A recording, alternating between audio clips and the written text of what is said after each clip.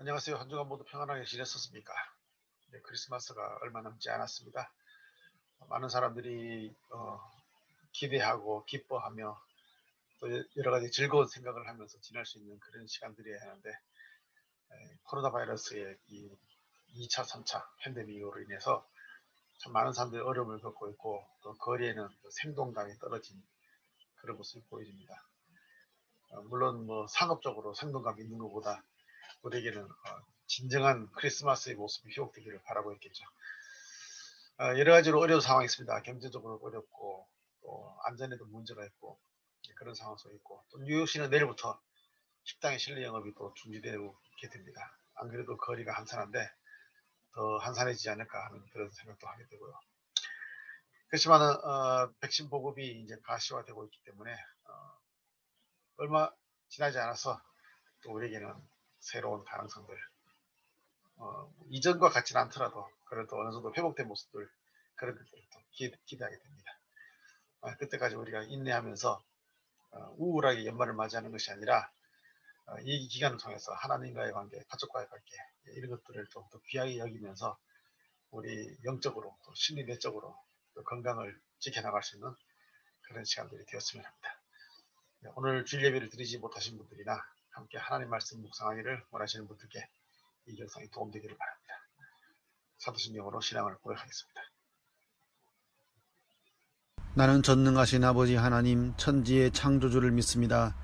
나는 그의 유일하신 아들 우리 주 예수 그리스도를 믿습니다. 그는 성령으로 잉태되어 동정녀 마리아에게서 나시고 본디오 빌라도에게 고난을 받아 십자가에 못 박혀 죽으시고 장사된 지 사흘 만에 죽은 자 가운데서 다시 살아나셨으며 하늘에 오르시어 전능하신 아버지 하나님 우편에 앉아 계시다가 거기로부터 살아있는 자와 죽은 자를 심판하러 오십니다. 나는 성령을 믿으며 거룩한 공교회와 성도의 교제와 죄를 용서받는 것과 몸의 부활과 영생을 믿습니다. 아멘. 네, 오늘 함께 나눌 하나님의 말씀은 마태복음 2장 1절에서 12절 말씀입니다. 헤롯 왕 때에 예수께서 유대 베들레헴에서 나셨다. 그런데 동방으로부터 박사들이 예루살렘에 와서 말하기를 유대인의 왕으로 나신 이가 어디에 계십니까? 우리가 동방에서 그의 별을 보고 그에게 경배하러 왔습니다 하였다. 헤롯 왕은 이 말을 듣고 당황하였고 온 예루살렘도 그와 함께 당황하였다.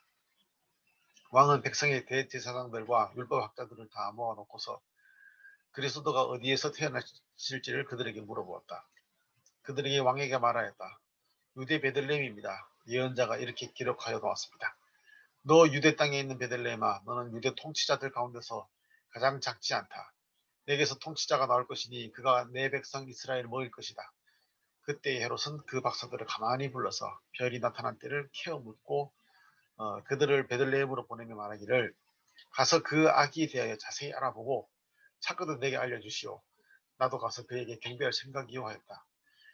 그들은 왕의 말을 듣고 떠났다. 그런데 마침 동방에서 본 그 별이 앞에 나타나 그들을 인도해 가다가 아기가 있는 곳에 이르러서 그 위에 멈추었다. 그들은 별을 보고 무척이나 크게 기뻐하였다. 그들은 그 집에 들어가서 아기가 그의 어머니 마리아와 함께 있는 것을 보고 엎드려서 그에게 경배하였다. 그리고 그들의 보물 상자를 열어서 그에게 황금과 유향과 모략을 예물로 드렸다. 그리고 그들은 꿈에 헤롯에게 돌아가지 말라는 지시를 받아 다른 길로 자기 나라에 돌아갔다. 아멘. 네, 오늘의 말씀의 제목은 옛 왕과 새 왕이 만날 때. 네, 오늘은 대림절 세 번째 주일입니다. 네, 대림절은 메시아를 기다린다는 의미가 있는데 예수님의 탄생을 기념한다는 의미도 되고 또 예수님의 다시 오심을 기다린다는 의미로 생각해 볼 수 있습니다. 그래서 대림절의 기다림은 이미 오셨던 것에 대한 기억을 떠올리면서 또 오실 것에 대한 소망을 담고 있는 것입니다. 대리점 절기가 있기 이전에는 초대교회 성도들의 고백 중에 뭐가 있었냐면은 마라나타가 있었어요. 예, 의미는 주여 오시옵소서 이런 고백이 있었습니다. 고린도전서 16장 22절을 보면은 개역 개정 성경에는 우리 주여 오시옵소서라고만 되어 있는데 공동 번역이나 새 번역 성경에는 마라나타를 그대로 이제 한국어로 표기하고 그다음에 주여 어서 오소서 또는 뭐 주님 오십시오 이렇게 그 말의 의미도 같이 나와 있습니다. 근데 이게 다른 번역으로는 또 이게 오십시오가 아니고 우리 주께서 임하셨도다라고 하는 이게 완료형의 형태로 번역된 것도 각주로 해두었습니다. 그러니까 바울 서신이나 요한계시록에 나오는 그런 초대 교회들의 성도들의 고백적인 마라나타 이것은 대림절의 기다림처럼 이미 이루어진 것에 대한 믿음과 또 앞으로 일어날 일에 대한 소망이 담겨져 있다고 볼 수 있습니다. 그래서 우리는 절기상 성탄 예배를 앞둔 네 번의 주일을 대림절이라고 하지만 실상 우리 기독교인들의 삶 전체가 이 대림절과 같은 것이라고 할 수 있겠습니다. 자신의 영적 삶에 대한 되돌아봄, 반추라고 하죠. 영어로는 리플렉션이라고 할 수 있겠죠. 그리고 또 새로움을 향한 결단과 새로워짐에 대한 소망, 이것이 이제 함께 있다는 것입니다. 그래서 영적 삶뿐만 아니라 이것은 우리 인간의 인격적, 심리적인 이런 발달과도 같은 맥락이 있다고 봐야 되겠죠. 이것이 잘 이루어지면 뭐 영적으로나 정신적으로나 이렇게 건강한 삶을 살게 되는 것이고 잘 이루어지지 않으면은 여러 가지 이제 파생되는 문제들이 일어나게 된다는 것입니다. 그래서 아무튼 대림절이나 초대교인 마라나타의 신앙 고백은 우리와 주님과의 관계를 과거, 현재, 미래 시점을 이제 통합을 합니다. Here and now 여기에 통합을 하면서 그리고 앞으로 완성될 그 하나님 나라를 향해서 계속 나아가고 있습니다. 이게 사실은 또 이게 복음의 이야기가 같은 것 아니겠습니까? 우리 기독교 신앙에서 종말론적이다 이런 말을 자주 사용하게 되는데 이 종말론적이라 하는 것은 어떤 사람들이 주장하는 그런 극단적인 상황, 뭐 전쟁과 기근이나 무슨 재난이나 박해나 이런 것을 생각하면서 위기감, 불안감을 갖게 하는 그런 것을 의미하는 것이 아니라 결국 이것은 대림절과 또는 마라나타의 고백에 나타나는 그런 신앙을 의미한다고 우리가 볼 수 있습니다. 자, 오늘 읽은 성경 말씀은 예수님의 탄생과 관련된 좀 독특한 이야기죠. 동방박사들의 이야기입니다. 보통 교회에서 이제 성탄 이브 행사로 연극을 한다거나 아니면 뭐 성탄절 칸다타의 곡의 어떤 주제로 나타날 때는 이 동방박사들이 아기 예수님께 경비한 그 이야기를 상당히 자연스럽게 연출을 해내는데 대단하죠? 그걸 상당히 자연스럽게 연출하는데 사실은 여러 가지로 이 성경에 나타난 내용과는 원래는 잘 안 맞습니다. 동방박사의 이야기를 우리가 어떻게 이걸 받아들이고 이해해야 하는가 하는 데는 사실 여러 가지 문제들이 많이 있습니다. 그리고 시점에도 또 많은 차이가 있고요. 그렇지만 우리는 이 이야기를 예수님의 탄생과 관련되어서 자주 사용합니다. 자, 우선 우리는 동방박사들이라 그러면 그 정체를 모른다는 거죠. 성경에서는 그 동방박사들의 정체에 대해서 나온 것이 없습니다. 그래서 동방이 어디인가 이것도 잘 모르고요. 또 한국어로는 이게 박사라고 번역되어 있지만은 영어에서는 또 와이즈맨이라는 또 지혜로운 사람들이라는 표현도 쓰고 있고요. 또는 뭐 메자이 또는 마기 이렇게 부르는 말도 쓰기도 하는데 헬라어로는 그냥 마고이라고 되어 있습니다. 이 본래의 뜻은 마고이의 본래 뜻은 마술사, 매지션 영어로는요. 마술사를 뜻하는 말이기도 하고 또 별을 관측하는 점성술사라고도 이야기합니다. 그래서 이 사람들이 페르시아의 제사장들인지 아니면 조로아스터 교회의 점성술가인지 또는 어느 나라의 그 어떤 천문학자들인지 알 수 없다는 것이죠. 그래서 이것을 도대체 이게 무슨 어떤 사람들일까라고 생각하면서 찾아보면 이 마고이라는 말, 그 마태복음에 쓰고 있는 헬라어 마고이라는 말을 찾아보면은 이게 창세기나 출애굽기나 다니엘서에서 등장하는 그 사람들이 있는데 이 왕들에게 자연 현상이나 또는 꿈을 통해서 나타난 어떤 신의 뜻을 해석해주고 또 어떤 사람은 신에게 부여받았다는 능력을 이렇게 신비한 능력을 나타내는 그런 사람들로 나타나 있습니다. 그래서 거기 성경을 보면은 이 요셉과 또는 모세 이런 사람들이 이 이집트에서 그리고 또 다니엘의 경우에는 바벨론에서 마고이로 여겨졌다는 거죠.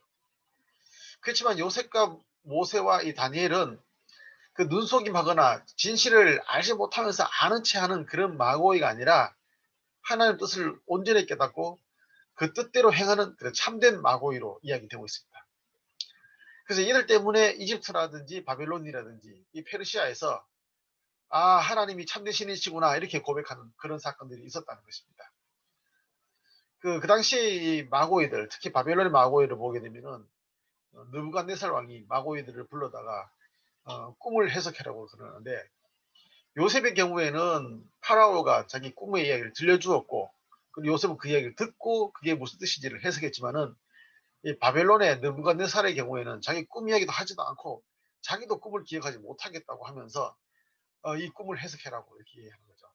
그때 다른 마고이들은 다 알 수가 없어서 이제 죽게 되었구나 하고 있는 차에 다니엘이 와서는 그 꿈이 무엇인지 이야기도 해주고 뜻이 무엇인지 해석도 해주고, 그래서 모든 사람들이 이 다니엘이야말로 참된 마고이구나 이제 이렇게 이야기했다는 거죠. 이런 것을 보면은 아마도 동방박사가 예수님을 찾아와서 이제 경배한다 이런 이야기는 이런 진실한 마고이, 지혜 있는 자가, 신의 뜻을 아는 자, 그래서 이 사람들이 봐도 모든 나라와 모든 권세와 모든 지식을 대표해서 주님 앞에 와서 경배한다 이런 의미를 가지고 있는 것이 아닌가 그런 생각도 하게 됩니다. 동방박사들은 예루살렘에 와서 유대인의 왕으로 나신 이가 어디 계십니까? 우리가 동방에서 그의 별을 보고 그에게 경배하러 왔습니다. 이렇게 이야기했습니다. 그러자 당시의 왕이었던 헤롯과 온 예루살렘은 소동에 빠졌다고 합니다. 그래서 헤롯은 모든 대제사장들과 서기관들을 모아서 그리스도가 어디서 나겠느냐 하고 물었던 것이죠. 그리스도는 헬라어로 그리스도, 그 히브리어로는 메시아 같은 말입니다. 기름 부음 받은 자라는 그런 뜻이죠. 그래서 그들이 성경에 기록되어 있는 말씀으로 베들레헴이라고 대답을 했습니다. 근데 그러자 이제 헤롯은 박사들을 비밀스럽게 불러서 그 별이 언제쯤 나타났느냐 이제 그 때를 자세히 물었고, 그리고 베들레헴이라고 알려주고 보냈습니다. 이 말로는 그렇게 가서 그 아기에 대해 자세히 알아보고 찾거든 내게 알려주시오. 나도 가서 그에게 경배할 생각이오. 이렇게 말했지만은 마음속에는 이미 그 아기를 죽일 생각을 하고 있었던 것입니다. 박사들이 베들레헴으로 가는데 동방에서 보던 그 별이 때마침 나타나서 그들의 길을 인도해 주어서 아기가 있는 곳으로 가게 되었다고 이야기하고 있습니다. 이 이야기에서 이제 별이 상당히 중요한 역할을 하고 있죠. 그래서 성탄절 장식에는 별이 반드시 들어가지 않습니까? 크리스마스 트리 위에 별을 단다거나 아니면은 별 모양들을 이제 다 걸고 있고, 연극할 때도 동방박사가 별 따라가는 그 장면들을 연출하고 걸어가는데, 근데 실제로 이제 성경학자들의 이제 주석을 이렇게 쭉 보게 되면은 이 별의 의미를 뭐라고 해야 될지 모른다는 거죠. 정확하게 의미를 파악하지 못하고 있는 것을 보게 됩니다. 또 뭐 이것을 굳이 그 천문학적으로 밝히려고 하는 그런 경우가 종종 있죠. 그래서 뭐 헨리 해성이다 이러는데, 헨리 해성은 주전 12년인가에 나타났기 때문에 좀 시기적으로 맞지 않다고도 보는데, 뭐 헨리 해성이 오랫동안 떠 있었으니까 뭐 그럴 수 있다고 보고 뭐 보기도 하고 있고요. 또는 뭐 초신성이 나타났다 이렇게 말하는데, 사실 우리가 성경을 이해하는 데 있어서 이 헨리 해성이니 초신성이니 이렇게 하는 시도 자체는 별로 정말로 의미가 없습니다. 오히려 의미를 찾아보려면 성경 말씀에서 이 별에 대해서 어떻게 말하는 걸 찾아보게 되면 민수기 24장에 한 별이 야곱에게서 나오며 한 홀이 이스라엘에서 일어나서 이런 말이 나옵니다. 이 말을 발람이라는 예언자가 이야기했는데, 원래 이 발람이라는 사람은 이스라엘의 적국의 장수로부터 돈을 받고 이스라엘을 멸망시키려고 패망하게 하려고 이제 저주하는 말을 하도록 시켰습니다. 그런데 하나님께서는 그 발람이 저주의 말을 하려고 할 때마다 이게 입을 막으시고 오히려 그 입을 바꿔가지고 이스라엘을 축복하는 말로 하게 만드셨던 것이죠. 몇 번이고 발람이 저주하려고 시도했지만 하나님께서는 이스라엘을 축복하는 말을 하도록 이제 하셨던 것입니다. 네, 그때 했던 말 중에 한 부분이 바로 이 한 별이 야곱에게서 나오며 라고 이야기하는 것이죠. 네, 그런데 이 별의 역할은 또 새 왕의 등장을 알리고 또 그 왕에게 나갈 자를 이제 인도하는 것으로 나오고 있습니다. 그래서 이제 동방박사 이야기를 다 만족시키는 그런 별에 대한 내용을 살펴보면 이 민수기의 이야기보다는 제가 볼 때는 다니엘서 12장 3절의 말씀이라는 생각을 하게 됩니다. 지혜 있는 자는 궁창의 빛과 같이 빛날 것이요 많은 사람을 옳은 대로 돌아오게 한 자는 별과 같이 영원토록 빛나리라. 또 게다가 이 12장 1절에 보면은 그때의 네 백성 중 책에 기록된 모든 자가 구원을 받을 것이라 하는 말씀도 있습니다. 그래서 이런 연관성을 볼 때에 별의 의미가 제대로 이해될 수 있도록 전달되는 것은 이 다니엘서에 나오는 말씀하고 동방박사의 별과 관계가 있지 않나 그런 생각을 해보게 됩니다. 동방박사들은 그 아기 예수님을 만나서 경배하고 황금과 유향과 몰약을 선물로 드렸습니다. 이 선물은 왕에게 드려지는 그런 예물이었다고도 하고요. 또 한편으로 유추되는 것은 그 기호학자들의 해석입니다. 이 선물들이 나타내는 기호는 몰약은 고난의 삶 또는 죄를 뒤집어 쓴 죽음을 나타내고 있고, 또 유향이라는 것은 생명의 젖이 흘러내리는 성전을 또 나타내고 상징하고 있고, 또 황금은 실물로서 황금, 귀한 금속 외의 황금의 이야기가 아니라 그 황금이라는 발음이 헬라 발음이 크리소스인데 그 발음이 의미하는 것은 그리스도라고 이렇게 이야기하고 있습니다. 그래서 결국은 이 여러 가지 정황으로 볼 때 동방박사 이야기에 가장 적합하게 나타나는 구약의 인물은 다니엘이라는 그런 결론을 내려보게 됩니다.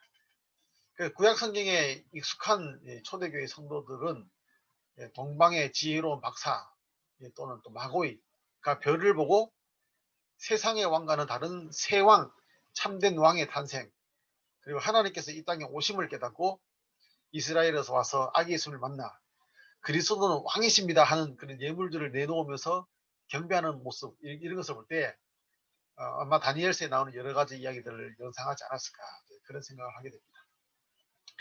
마태복음에 나오는 동방에서 온 마고이와 헤롯의 이야기가 마치 다니엘서에 나오는 바벨론 왕, 말하자면 당시에 그 세상의 최고의 왕이라고 했던 그 왕, 느부갓네살 왕의 꿈에 대한 또 위대한 마고이로서 해석을 해줬던 그 다니엘 이야기를 그 이야기를 통해서 결국은 이 하나님이 세상을 다스리시는 분임을 알게 했던 그런 이야기하고 병행하고 있다고 볼 수 있습니다. 그런데 이 헤롯은 지혜를 얻지 못한 버전이고 느부갓네살은 그 마고이를 통해서 지혜를 얻은 버전이라 이렇게 생각할 수 있겠죠.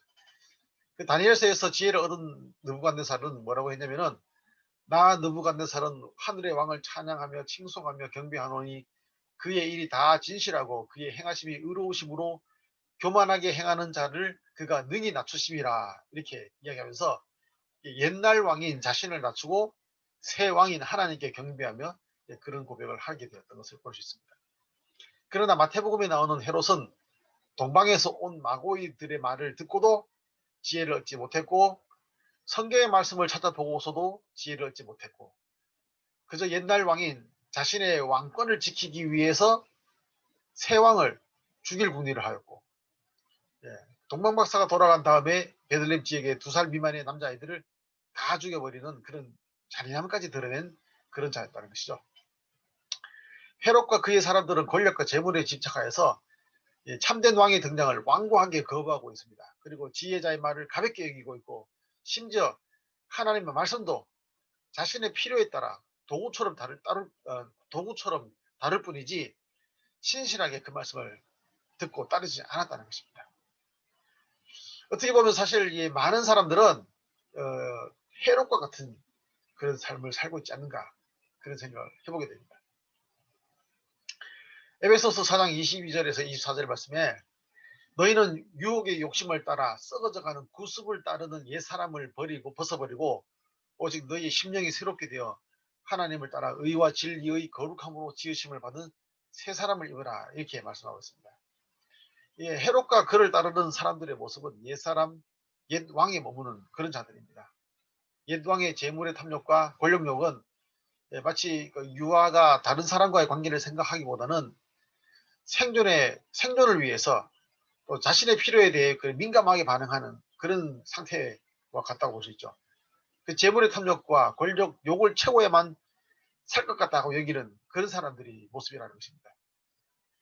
그러나 사람은 성장하면서 그런 것을 서서히 버리게 되면서 타인과의 관계를 생각할 수 있고 더 성숙해가면서 타인을 존중하고 또 더 성숙하면 이타적인 마음을 갖게 되면서 다른 사람을 위해서 자신의 삶을 이렇게 삶으로 섬길 수 있는 그런 모습을 갖게 되는 것입니다. 영적으로는 하나님과의 관계를 생각할 수 있는 그런 사람이 되는 것이죠. 그것이 바로 이제 새 사람으로 나가는 것이며 구습을 버리고 또 옛 왕을 버리고 참된 통치자 새 왕을 만나는 과정이고 새 사람이 되어가는 이 과정이라고 이야기될 수 있습니다. 그래서 우리는 이 동방바사 이야기를 다양한 측면으로 볼 수 있겠지만은 오늘 이야기에서는 옛 왕과 새 왕의 만남 그리고 또 그 중간에 있는 지혜자를 볼 수 있는 것입니다. 마태복음의 이 동방바사 이야기는 단순히 예수님의 탄생에 있었던 그런 동화 같은 이야기를 들려주는 것이 목적이 아니라 우리의 삶과 또 신앙 전체에 관련된 이야기를 하고 있으면서 대림절의 이야기, 또 마라나타의 이야기, 종말론적인 우리 신앙인들의 삶의 모습들, 그리고 우리 내면의 모습들을 돌아보게 하는 여러 가지 깊은 의미들을 담고 있다고 생각해 볼 수 있습니다. 이번 한 주간도 이 말씀에 대해서 그리고 자신의 삶에 대해서 깊이 묵상하면서 새로운 통찰을 얻게 되는 그런 대림절 기간 한 주간이 되었으면 합니다. 기도하겠습니다. 하나님 감사드립니다. 오늘 말씀을 통해서 우리의 모습, 우리의 삶, 우리의 신앙을 다시 되돌아보게 됩니다. 성숙하지 못하고 어리석은 욕심이 사로잡힌 옛 왕을 따르는 자가 아니라 우리를 구원의 길로 인도하시는 새 왕에 속한 자로 살아가게 하여 주옵소서. 코로나 바이러스의 확산으로 인하여서 많은 어려움이 있는 상황 속에 살고 있으나 주님이 우리와 함께 하심을 늘 믿으며 소망을 가지고 새로움을 향해 나가는 저희들 되게 하여 주시옵소서. 예수님 이름으로 기도드립니다. 아멘.